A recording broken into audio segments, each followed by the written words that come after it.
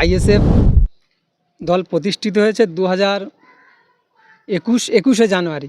21-এ ছাপ হয়ে যাবে, 23-এ ছাপ হয়ে যাবে, 24-এ ছাপ হয়ে যাবে। এবার বলছে যে 26-এ ছাপ করব। তা যারা বলছে যে আইএসএফ 26-এ ছাপ হবে, তাদের উদ্দেশ্যে করে বলবো এই কথাটা উইথড্র করে নেওয়া। আর সেই সাথে সাথে 26-এ ছাপ হয়ে যাবে, এই কথাটা বলেছে যারা বলেছে তাদেরকে বলবো আগাম মাপ চেয়ে নেওয়া।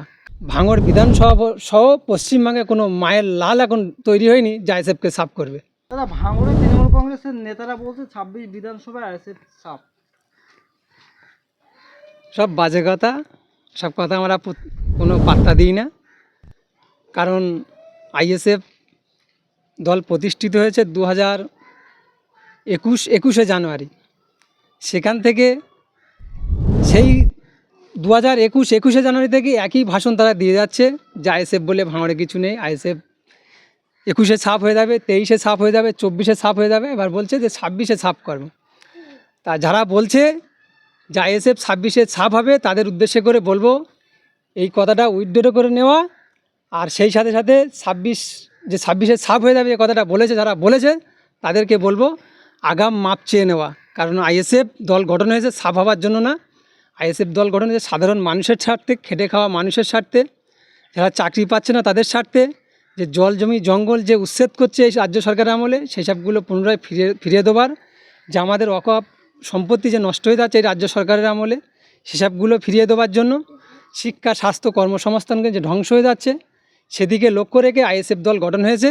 অতএব এই আইএসএফ সাফ করার মতো ভাঙড় বিধানসভা সহ পশ্চিমবঙ্গে কোনো মায়ের লাল এখন তৈরি হয়নি যে আইএসএফকে সাফ করবে।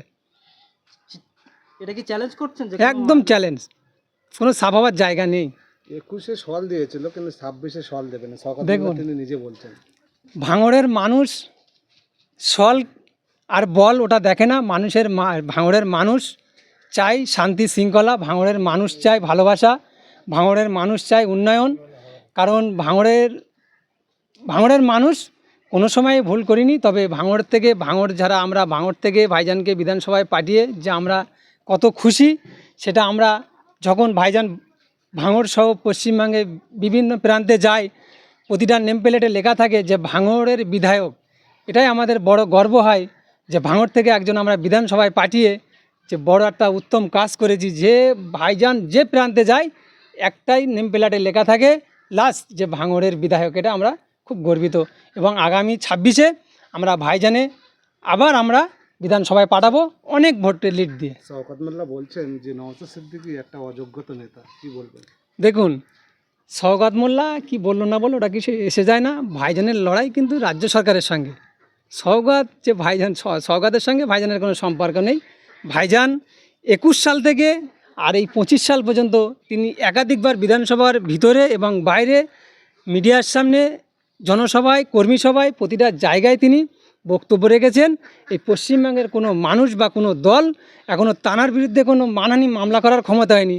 কিন্তু শওকত মোল্লা ভাইজানের বিরুদ্ধে কথা বলতে গিয়ে মানহানির মামলা খেয়ে যায় এবং 5 টাকার পেনের খোঁজায় তানাকে কিন্তু কোর্টে যেতে হয়। কি বলবেন, যেভাবে তৃণমূল কংগ্রেসের নেতারা যেভাবে লড়াইয়ের ময়দানে রয়েছে, লড়াই দিতে পারবেন 26 সালে? দেখুন, সারা এই ভাঙড়ে লুটে পেটে খাচ্ছে, তারাই সঙ্গে আছে। যে দলের পতাকা এটা যেতে পারছে না বলে ওনাদের সঙ্গে আছে। সাধারণ মানুষ, ভাঙড়ের মানুষ ওনাদের সঙ্গে নেই। আগামী 26-এ গণতন্ত্র প্রক্রিয়ায় ভাঙড়ের মানুষ সেটা বুঝিয়ে দেবে। তৃণমূল কংগ্রেসের নেতারা বলছে যে নওশাদ সিদ্দিকীর এখনো পর্যন্ত কোনো উন্নয়ন নেই। 5 বছর ধরে মামাটি সরকারের, মমতা বন্দ্যোপাধ্যায়ের অনেক উন্নয়ন, অনেক প্রকল্প রয়েছে এই বাংলায়, পশ্চিম বাংলায়। আপনার অঞ্চলে দেখলাম 2টি কল আছে, সেটা কি সরকারি কল? দেখুন, এগুলো সরকারি কল। কিন্তু সরকারি যদি কল হয়ে থাকে, এই সাধারণ মানুষ তো সেই কলে জল নিতে পারবে না, এমন একটা অবস্থা। এটাই কি উন্নয়ন তৃণমূলে? বারে বারে তো তারা জনসভায় থেকে, কর্মী সভায় থেকে একই কথা বলে যে প্রচুর উন্নয়ন। এই সামনেই আছে, আপনারা দেখতে পাবেন, আশা করি দেখবেন। আর একটা কথা, তারা বারে বারে যে ভাইজানের কথা বলছে যে ভাইজান 21 সালে জেতার পরে এখনও ভাঙড়ে কোনো উন্নয়ন করিনি। একটা কথা আমি বলতে চাই, আমার বাড়ির অভিভাবক হলো আমার মা বাবা। আমার যখন জামা বা আমার প্যান্ট ছিঁড়ে যাবে, আমি বলতে পারি যে আমার জামা প্যান্ট লাগবে আমার বাবার কাছে। যখন আমার পেটে খিদে লাগবে, আমি বলতে পারবো যে মা আমার ভাত দাও। এই বলে না যে ভাতের হাঁড়িতে গিয়ে আমি হাত দিতে পারবো বা আমি জামা প্যান্ট নিজে কিনতে পারবো। এই রাজ্য সরকার এই এই এই রাজ্যের সরকার হচ্ছে আমাদের শাসক দল হচ্ছে তৃণমূল, এবং ভাঙড়ের এই রাজ্য সরকার যে আমাদের ভাঙড়ের বিধানসভার বিধায়ক, ভাঙড়ের মানুষের জন্য, ভাঙড় সহ পশ্চিমবঙ্গের মানুষের কোথায় কি লাগবে, ভাঙড়ের কোথায় পানীয় জল লাগবে, কোথায় ব্রিজ লাগবে, কোথায় হসপিটাল লাগবে, কোথায় কলেজ লাগবে, প্রতিনিয়ত তিনি বিধানসভার ভিতরে এবং বাইরে বারে বারে তিনি বলে যাচ্ছে, এবং এইগুলো করার দায়িত্ব কিন্তু যে সরকারে বসে আছে আমাদের রাজ্যের মুখ্যমন্ত্রী মাননীয়া মমতা ব্যানার্জি মহাশয়া, দায়িত্ব কিন্তু তাঁর। সরকার তো আর আমাদের আইএসএফের নওশাদ সিদ্দিকী মহাশয় চালাচ্ছে না, সরকার চালাচ্ছে টিএমসি। এই কাজটা কিন্তু টিএমসি করা দরকার।